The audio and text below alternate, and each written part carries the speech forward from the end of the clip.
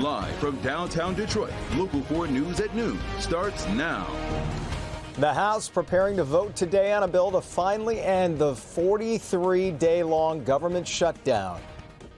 Live in the newsroom here at noon, everybody, I'm Jason Colthorpe. Good to have you with us. That bill that already cleared the Senate funds the government through the end of January. If it does pass, President Trump could sign it into law tonight, reopening the government. NBC's Alice Barr in Washington with the details. Hi there. It is going to take time to unwind from all the consequences of this government shutdown, and there is still a fight ahead. In a late-night Rules Committee meeting, the top Democrat in the House tried to get an amendment to extend Affordable Care Act subsidies for 3 years. Republicans blocked it, many arguing the program at the center of this fight doesn't work. On what could be the final day of the nation's longest government shutdown, House members are racing back to Washington to cast a critical vote on the Senate-passed short-term funding bill.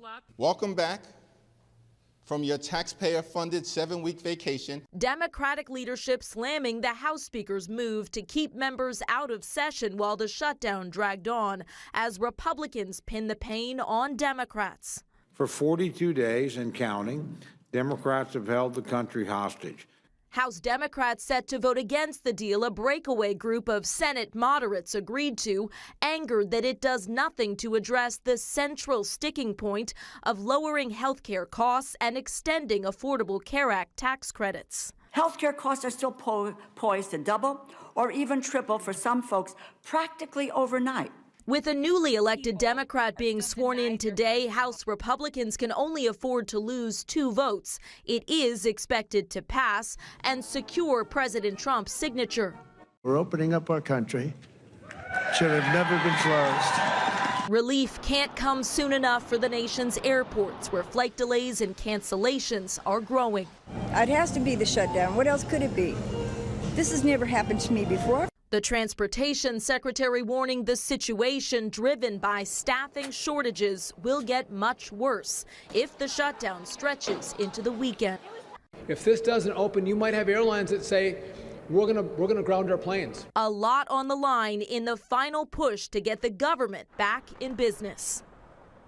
Even if the funding bill passes and President Trump signs it tonight, officials are warning a shutdown is not an on-off switch. Airlines say they won't be able to bounce back to full capacity right away.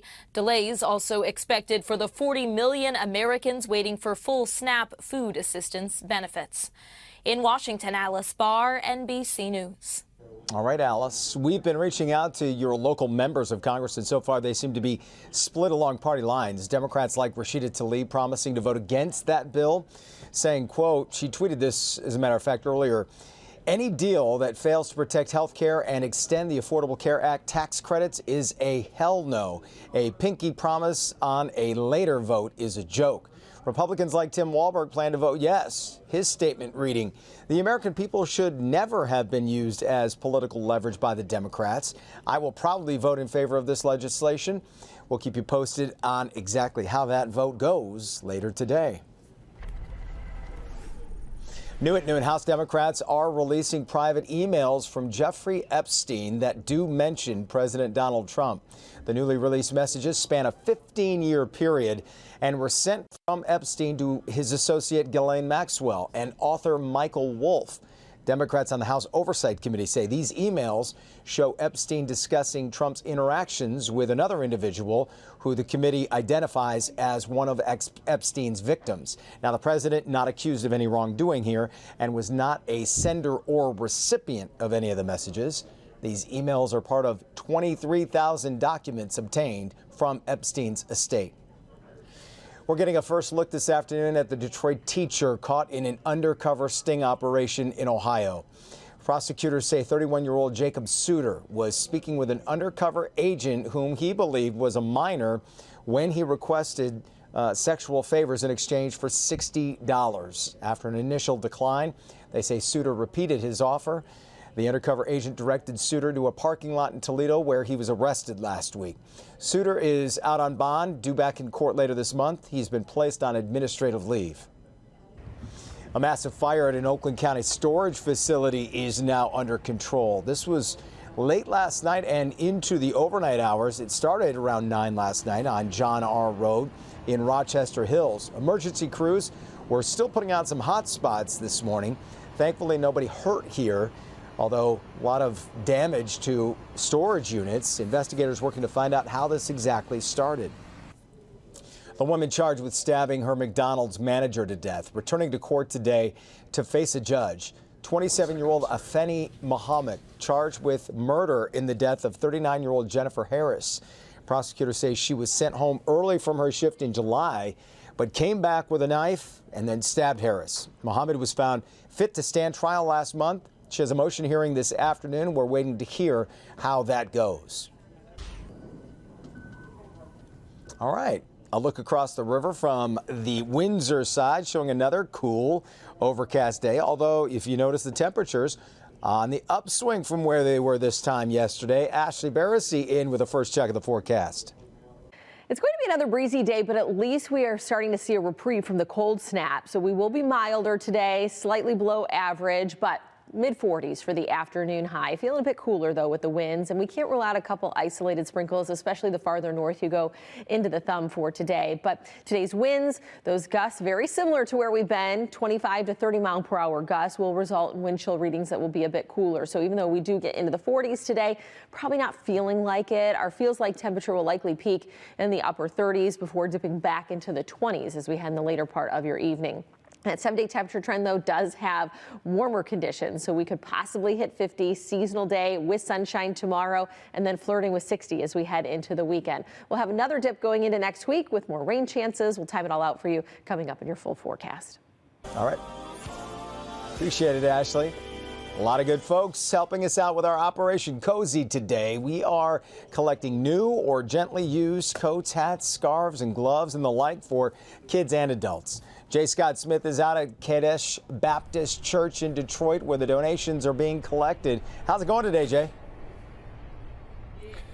Well, Jason, and good afternoon, everybody. As you see in front of me, these bags are just the latest of all the donations that we've gotten out here so far. Now, we've been out here all day, as you know. We're out here during the morning show. We're going to be out here all day long to 6 p.m. So these donations, of course, have been coming in from people, just viewers like you who could be watching the show right now. We have, at least at last check, more than 3,500 articles of clothing, all types of winter gear. That is nearly double the amount that this event drew, that this drew last year. So we're going to head on in here now and actually speak with one of the people who's part of this. This is Pastor Pitts. You are with the Green Grove Baptist Church. That's correct. And for one, it's good to talk to you. You're also a board member here with this foundation that's putting this whole thing together. How do you feel looking at all this and seeing all this right now? It's amazing. Amazing outreach for the community. I'm happy and proud to be a part of this experience. I just think it's wonderful. So to be out here, like, when it comes to doing this, like, we were already looking at the numbers. You see the gloves, the hats. We had a lady come in with a box of things that were crocheted and everything else. When you think about what this can do for the Center for Youth and Families, what is the outlook on this now that you know that you're going to have at least double what you were getting last year? You know what came to mind first? Looking at some of the youth and the young people that are walking around throughout the winter times in hoodies. We see that a lot in our community. They need coats. So it's a wonderful experience. It's wonderful to see this going on and being a part of this. Our youth need coats. We're experiencing hardships in the community. Our youth are experiencing hardships. Families are experiencing hardships. This is going to be a great help to most of these families that we're able to service and provide these coats to. Now, one last question. When will these be distributed out? Because we've been getting that question a lot, too. When are these going to start going out? Well, we're looking at sometime probably right behind Thanksgiving, if not sooner. As soon as we can get them out, while we've been standing here, we had a few people come in and ask for coats already. So look, we're looking to turn this around as quick as possible. Pastor Pitts, thank you so much for this. Of course, we're going to be here. Man. We're going to be here all day long. God bless you, sir. We're going to be here all day long, all the way till 6 o'clock. And if you want to donate, come right on out here to the Kadesh Baptist Church. Make sure you come out here. You can bring all sorts of winter gear, hats, gloves, coats. We've gotten a lot. We've even gotten people bringing regular clothes with us, too. So you can bring out whatever you need to make sure you donate it, and we keep filling up these bags. We've already doubled the number that the center got last year. We're trying to see if we can get closer to 5,000. Yes. We're live here. on the west side of Detroit. I'm Jay Scott Smith for Local 4. Yeah, and you nailed it, Jay. God bless Pastor Pitts and the work they're doing there. So thank you, and thanks to everybody who's already stopped down. Go see Jay out there today at Kadesh Baptist Church.